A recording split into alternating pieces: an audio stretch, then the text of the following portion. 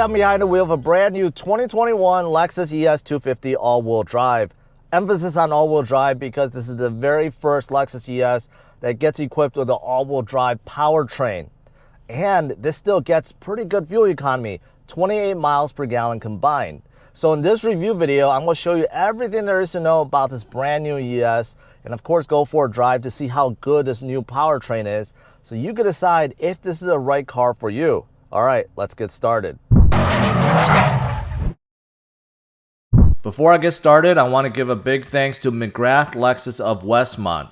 They made this video possible, so if you're in the market for a brand new or used Lexus, check out this dealership. Their URL is in the description of this video and on the screen.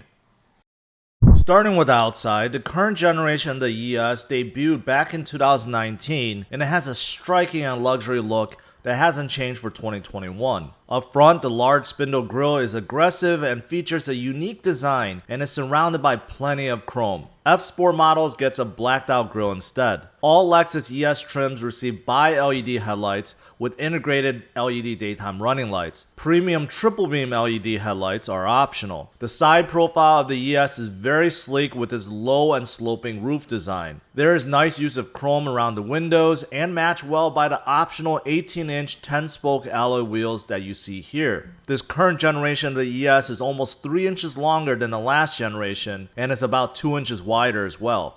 The back of the ES has a wide and low stance. The taillights are LED and there are a couple of chrome trim pieces that stretch the width of the car. Inside the trunk there's a generous amount of cargo room, although there's no nets or any kind of hidden storage. Underneath the bottom cover there's a spare tire and there's a little pass-through area for longer things. However, the seat backs of the ES does not fold down. Moving to the second row, the interior of this ES is covered with black perforated New Lux interior. Real leather is offered on upper trim levels such as the luxury and ultra luxury. For passengers, there is a pair of vents, 2 USB ports, and a 12V outlet. As for space, I'm 5 feet 10 and I have a good 5 inches of legroom left behind my driving position and about 3 to 4 inches of headroom. By the way, the door panels feel fantastic.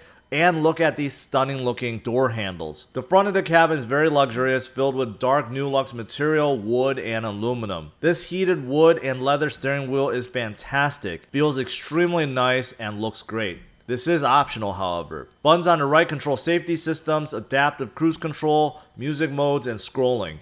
Buttons on the left is for phone and voice control, volume, and to control your menu inside the gauge cluster. There is also paddle shifters behind the steering wheel. The gauge cluster is a mix of screens and analog gauges.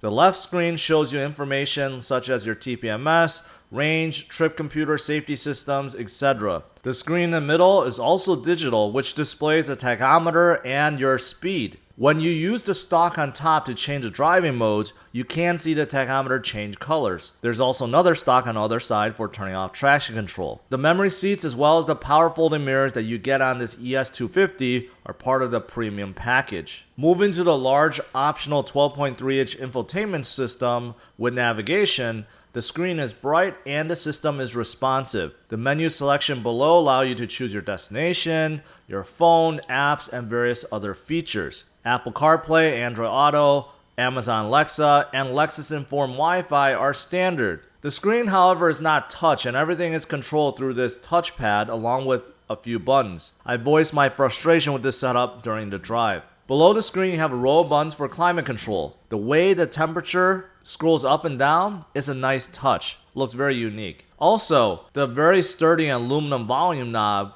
is also very unique. Further down, you have buttons for heated and ventilated seats. Both are part of the premium package, and also a button for heated steering wheel. On the center console, you have a few USB ports, a standard cup holder, a regular shifter with manual shifting, another cup holder with a fold-out divider, which is pretty nifty, an optional wireless charger inside the armrest, and finally some storage space. Now moving on top, you have home link buttons and a power moonroof. As for the powertrain, this ES 250 all-wheel drive is powered by a 2.5-liter 4-cylinder engine producing 203 horsepower and 184 pound-feet of torque. It is mated to an 8-speed automatic and torque vectoring all-wheel drive system. More on this during the drive.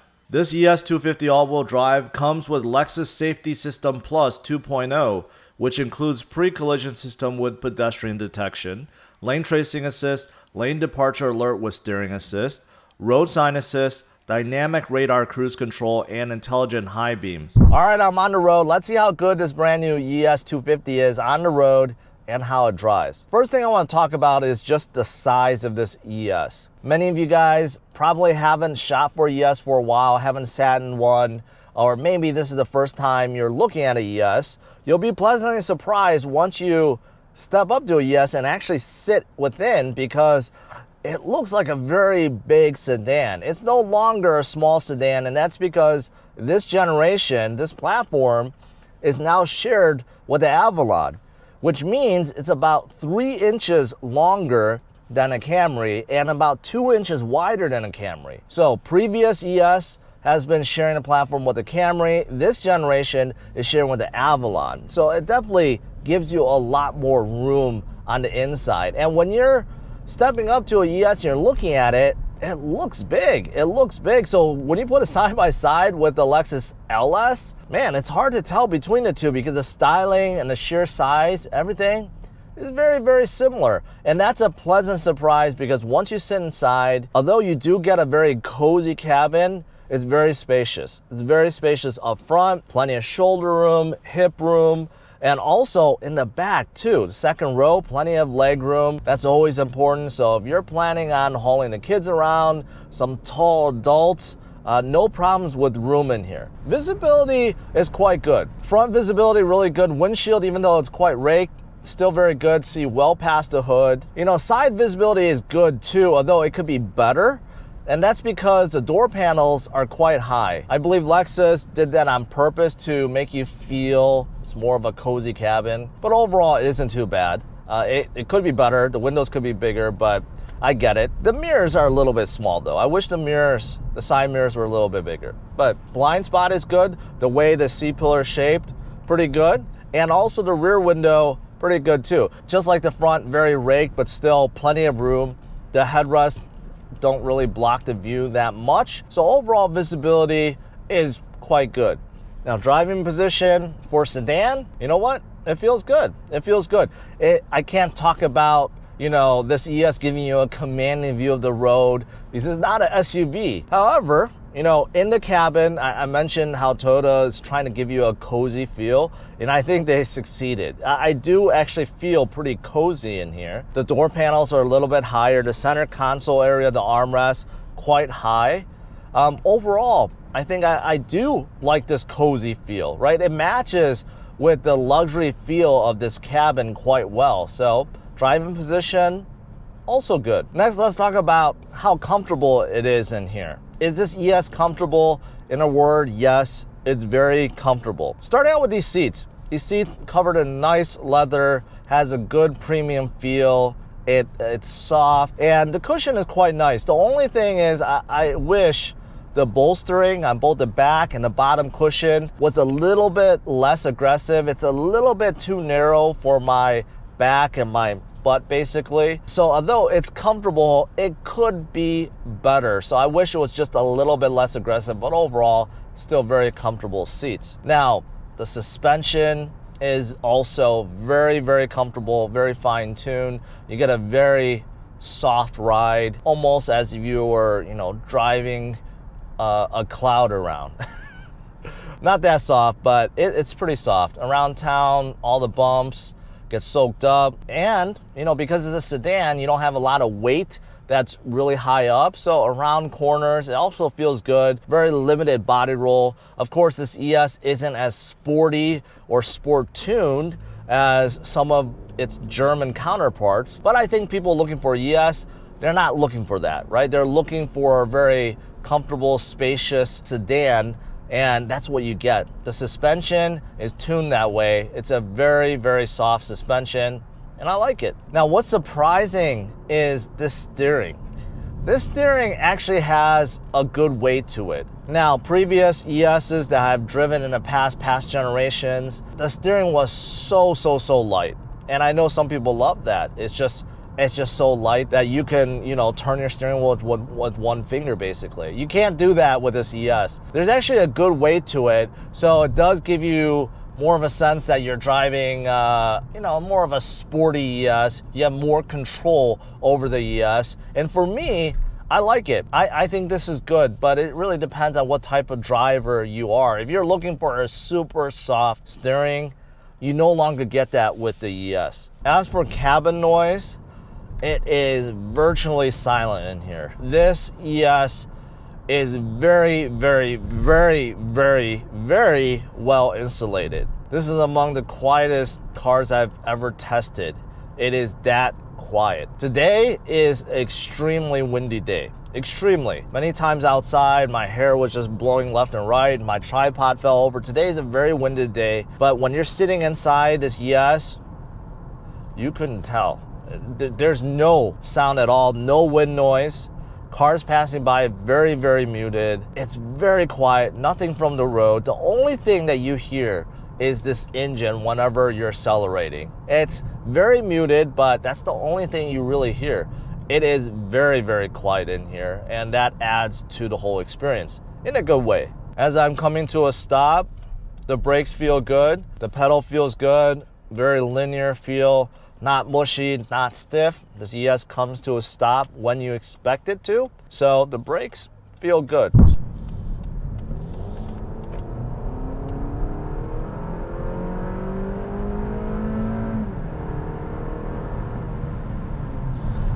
So that was acceleration from about 25, 30 to about 60. And acceleration, to be quite honest, just so-so. If this was equipped with that fantastic V6 with all-wheel drive, this would be a whole lot better. But unfortunately, Lexus decided to go with a 2.5 liter four-cylinder that's paired with this all-wheel drive setup. So unfortunately, the acceleration does get downgraded. However, to make up for it, you get better fuel economy, 28 miles per gallon combined.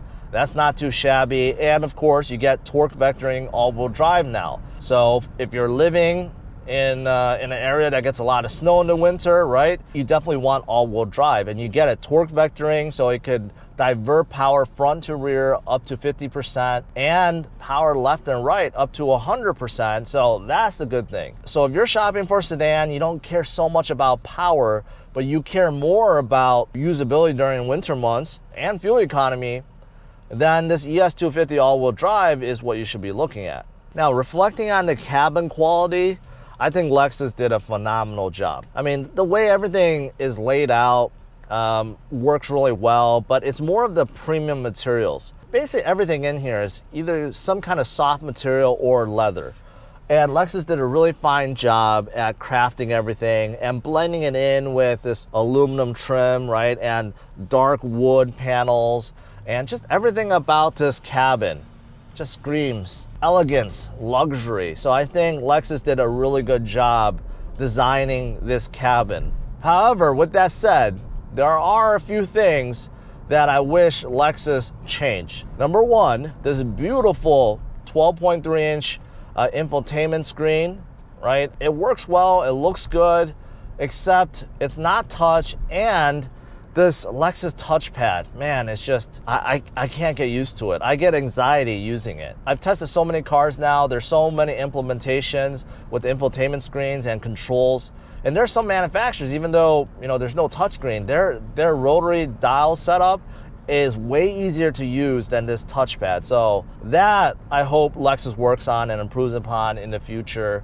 It just seems like Lexus is still a step behind when it comes to controlling the infotainment system. However, even though this is a very nice cabin, there's a lot of features in here that are optional. Basically, all the niceties inside this ES is an optional feature or package, which is kind of disappointing because it bumps up the price significantly. For example, this beautiful 12.3-inch infotainment screen with navigation, this is optional. Blind spot monitoring, rear cross traffic alert, safety features that a lot of cars are including absolutely free, is optional on this ES. Also, this very nice steering wheel, leather and wood, this combination, the steering wheel, and this heated feature, also optional memory seats, heated and ventilated seats, and this power telescopic steering wheel function. Also, all optional, part of a premium package.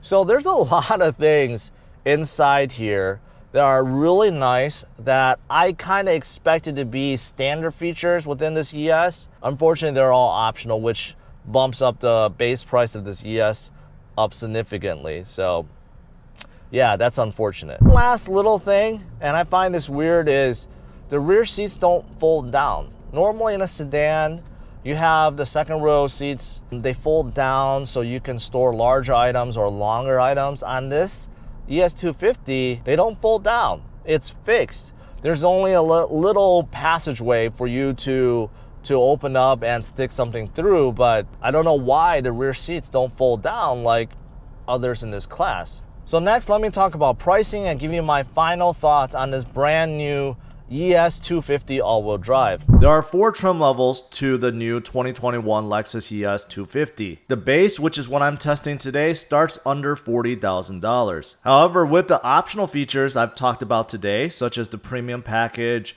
wood trim, heated wood and leather steering wheel, 12.3-inch info screen, wireless charger, 18-inch wheels, blind spot monitoring and rear cross traffic alert, among a few other things, the price tested comes out to be around $46,610 before destination charge. Next up, you have the F Sport, which starts under $46,000. The F Sport is more sport oriented with its more aggressive looks, sport seats, and sport tuned suspension. Next, you have the Luxury, which is around $45,000, and finally the Ultra Luxury, which is around $49,000. Every Lexus ES250 comes standard with all-wheel drive. To conclude, the 2021 Lexus ES250 all-wheel drive is a very nice luxury sedan that now receives all-wheel drive. This car was made for people who don't want a big SUV yet still needs the capabilities of an all-wheel drive system. The ES looks amazing on the outside and is matched with a gorgeous interior cabin. The ES is spacious, extremely quiet, and provides a nice drive. The bad include the inability to fold down the second row seats for extra cargo room. The Lexus touchpad for the infotainment system